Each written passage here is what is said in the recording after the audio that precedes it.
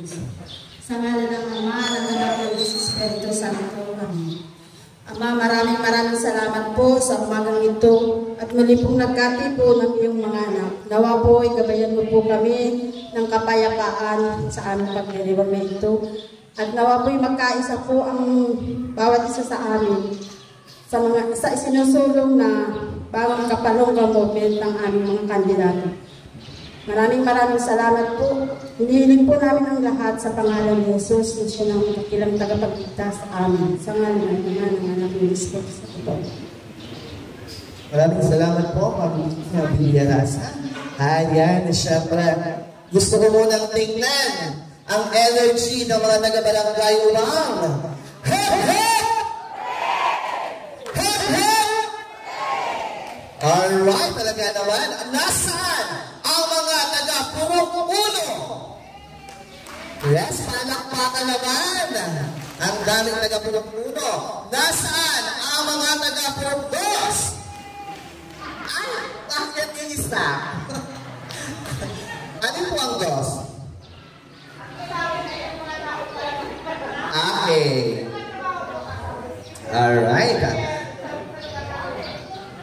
Asaan naman ang mga taga-purok-tres? Yan, talaga naman. May palakpakan na may sigawan pa. Yes, nasaan ang mga taga-purok-4? Alright. Purok-5. Purok-6. Yan. Purok-7.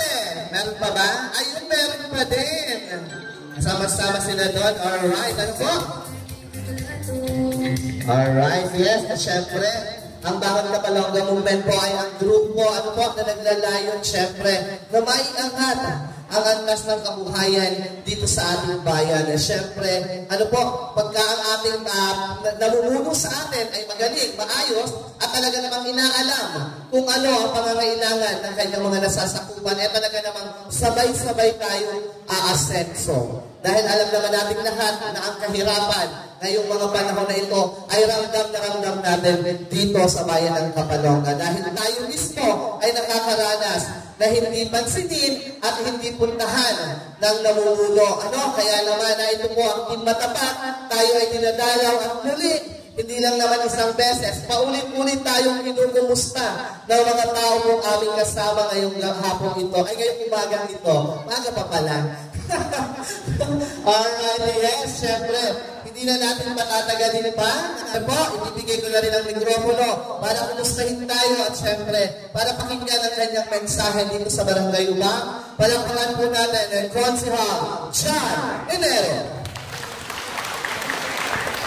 Okay, thank you, Shawi. Ako talaga una palibasa, Juan ang pangalan ko. Enero ang apelyido ko, number 1 pa rin sa kalendaryo. Pero sa balot, tawag kayo may ngayon number 2. Hindi 1, ha? Ito lang po ako ngayon. So, anyway, thank you very much, Shawi. Siyempre sa ating punong barangay na talaga namang ever supportive since day 1. Ano po, si Kuya Sani. Siyempre lahat ng kagawad na nandito, hindi ko na po isa-isahin at baka may malimutan ako ay magtampo sa akin. So ako po bilang alam niyo naman, nagbabalik at hindi naman nawala sa paningin ninyo. Siguro naman ay hindi ako nagbakasyon ng 3 taon. Lagi ninyo ako nakikita. Sawang-sawa pa kayo, hindi naman. Ayan. Thank you very much po. Palakpak daw po kung okay pa si Kuya dyan. So ako po, hihina-hinaan ko at parang may pasok pa tayo mga galita ng principal. Ready po ako sa likod, kagawan? Okay. So ako po, si Kuya Jan, alam niyo naman, sabi ko nga, laging andyan, si Kuya Jan, Enero, on the go. Yung lagi na lang sinasabi ko, kasi alam ko naman sa Barangay Umang ay very cooperative mula na tigit yung mga naan dito. Nakita niyo po yung mga nasa dibdib ninyo. Wala nang tikalan yan ha. Pero mamaya, titikalin natin para may kapalit naman yan na kaunting regalo para sa inyo si Atty. Maydan. Ano po? So, tayo, ngayon, nangyayari ang mga pagpupulong. Marami nagsasabi, bawal daw ganito. Sino nagsabing bawal? Taas ang kamay. Wala. Ano po? Siyempre, abogado ang mayor namin. Hindi siya papayag na kami ay kumbaga ay mapariwara Hindi siya papayag na kami mapunta sa hindi magandang sitwasyon, kaya wala pong bawal ngayon. Ano po? Ang bawal, pag may ilang mga kagaya ng mga tarpaulin, bawal ang mga sobrang sukat, pagdating ng March 29. Ano po? March 28. Kasi yun pala ang umpisa ng kampanya. Ngayon po, malaya tayong pwede magpahayag, malaya tayo ng gusto natin gawin, basta hindi tayo sagasa kahit na sino. Ano po? Bali, kaming lahat dito, kaming mga kasama ko na ito, magsasalita para ipahayag ng mga layon, bakit naman kami ay pumasok ulit sa ganitong larangan. So, syempre, alam naman po natin, ang politika ay talagang dumarating, ayaw man natin at gusto. Di ba? Yung iba gusto ng eleksyon, yung iba ayaw ng eleksyon. Pero ano man ang gawin natin, hindi pwedeng ayawan kasi batas ito. So, anyway, ngayon po ngayong umaga, bali po, ang bawat isa ay magpapahayag, si Atty. Maydan, nagtigil. Siyempre, ang sarili niyong kabarangay, sino na nga ang Vice Mayor natin? Ay, parang ang hina. Magagana si Kuya Sani. Sino ang Vice Mayor natin dito? Fatima Oliva Navarro. Siyempre, alam niyo po, marami rin nagtatanong sa ibang barangay.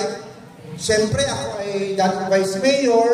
Medyo hindi pinalat ng nakaraan, pero hindi naman po masama ang loob ko. Ano po? Kasi hindi naman ako gumastos ng milyon-milyon para lang ako manalo. Ang gusto ko lang po ngayon, kaya ako nag-giveaway kay Fatima, kasi unang-una, inaanak ko sa kasal. Pero hindi po yun ang dahilan. Si Fatima ay graduate counselor ng ating bayan. Nung ako po ay nag-graduate na konsihal, pinagbigyan ako maging vice mayor ng grupo namin. So sabi ko, nitong pagkakataon na ito, si Fatima naman nag-graduate na, wala naman nagsente siya, pupunta ako, di mag-level. At alam ko naman po, bilang isang PC alkalde, kaya-kaya po ni Councilor Fatima, ngayon councilor siya, na maging vice mayor. Napakagaling. Kasama ko po si Fatima unang term, bilang councilor ako, siya naman ay SK Federation Chairman. Nakagraduate siya ng councilor, nakagraduate ako ng councilor.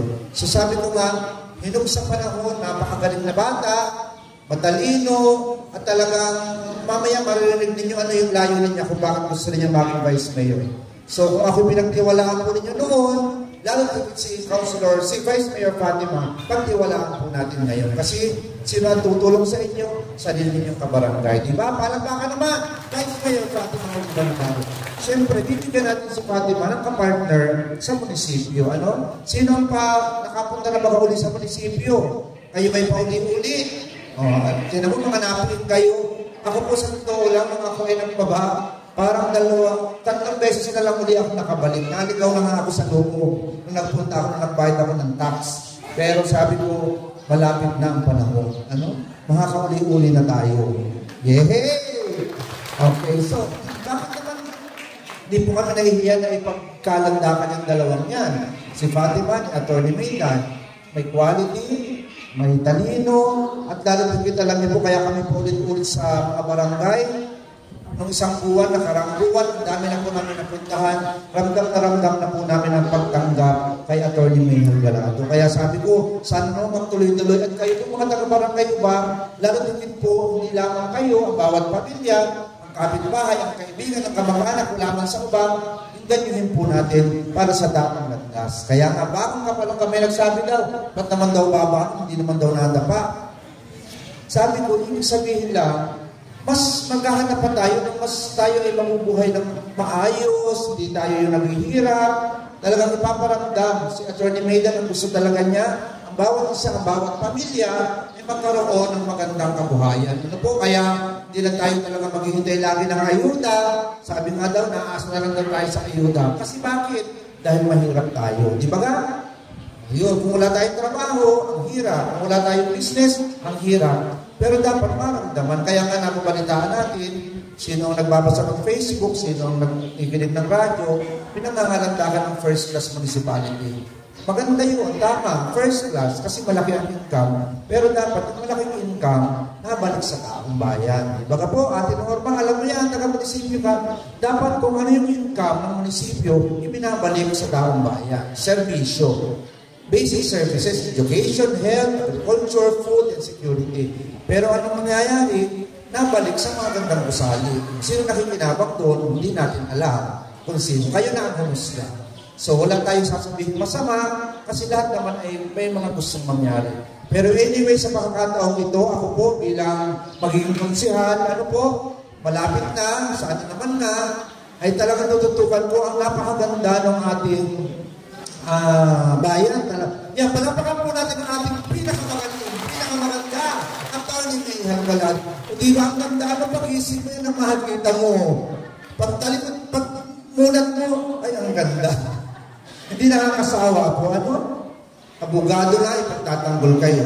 Mayor na, lalo higit mamahalin kayo. Yun po yung aming pag-ikot. Pinaparamdam talaga namin na sana naman yung pangarap ni attorney talaga yung mangyari. Pero paano mangyayari?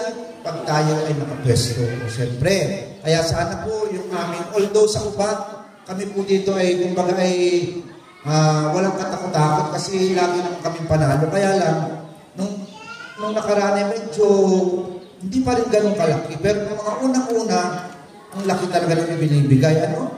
Malayong-malayo sa kalaban. Sana bumalik yung panahon na yun. Kasi kayo po talaga ang pag-asa para kami ay malok-lok ulit sa aming dapat kalagyan. Kaya mga taga-barangay ba, ako'y nagpapasalamat agad kasi alam ko, marami na rin naman sa inyo ang nakakasali. Ang tanong ko na ngayon, sino ang hindi nakakasali sa Dolly Tupad? Mayroon pa? Mayroon pa? Sa inyo? O, inista na yan. Kagawa dahil malayo. Ang alam ko ba sa direkament ni Kuya Sani, kayo na yun lagi. Kasi kami ng ating calling ninyo noon, ay kami yung nasa satellite office. Ngayon, medyo ng bakasyon. Si Sir Natnat na po ang kapalit namin. Kaya sana, yung mga natitira na yan, sasabihin kay Natnat, hanapin, at nang sila naman ang priority sa susunod na mabibigyan. Pero natutuwa ako po, konti na lang yung taas ang kamay. Ibig sabihin, marami na po ang napagbigyan. Ano po? Kasi si Kuya Sani, aawayin kami pag hindi kayo nakasali. Yun talaga ang totoo. Pero hindi po. Talagang siguro nga special kayo sa amin kasi halos lahat. Sa ibang barangay, pag nagtanong ako, marami pa rin ang tumataas ang kamay. Pero dito, kunti-kunti na lang ate sa inyo. Kaunti-kaunti na lang talaga. Pulbos na lahat. Ano po? So, yun po. Siguro hindi na ako magtatagal. Ang dami na pa po magsasalita. Basta kami lagi, kasi lagi namin sinasabi, kami. Kasi kung ako lang, pilay ako doon sa Sangguniang Bayan. Kaya dapat kami lahat na 8 ay makasama sa Sangguniang Bayan. Kaya yun po, maraming salamat po. Si Kuya Janinero po, mananatili. Siyempre, yung may mga asawa, number 1 sa inyo, ay asawa ninyo. O, sinong number 2 sa inyo? Ako na yun. Number 2 kasi ako. Ano? Pauna lang po yun sa mga susunod na araw. Tamang kampanya. Ipupulat-ulat namin lahat ng gusto namin mangyari. Sasabihin namin. At sige na tayo. Yun lang po, maraming salamat. I love you all. Maraming salamat po, Konsehal Chan Enero.